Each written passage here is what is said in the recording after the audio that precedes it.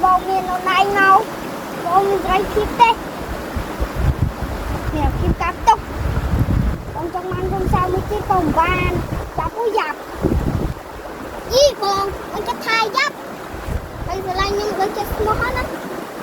chất bông chất đi chán trong những trái chán này nhau hết rồi bắt ôi đây nó không ao đây bàn chắc một những trái tiếp rồi chụp con ai trong mang trái tiếp rồi chân lên ô nào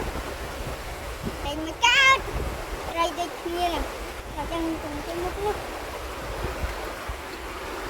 lấy mơ mọ đâu lỡ đây giờ một con nó lơ mấy giờ nghe nó còn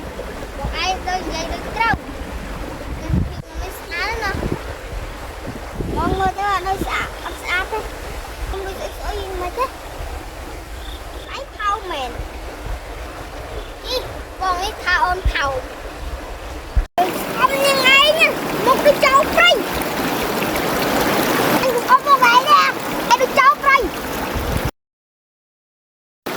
cho những mấy cái này vào đây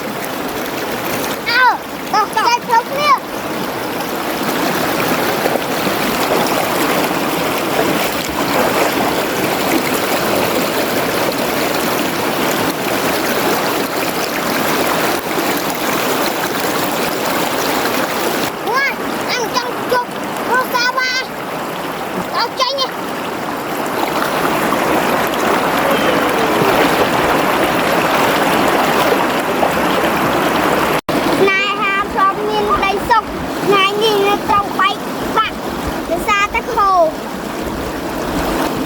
nhông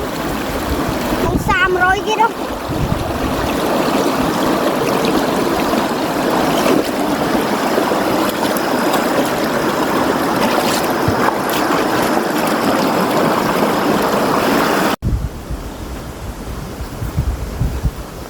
đào chùa vì là hốt à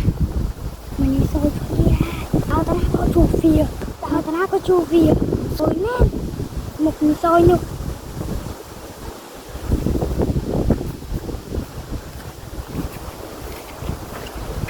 wow, say ăn bài kia đó à, con na có chút việc, tôi na có chút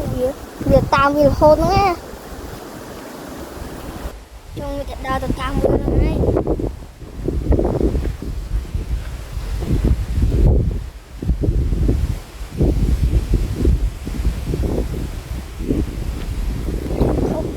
thế nè, còn đó lại cái gì à, cái nào tôi tao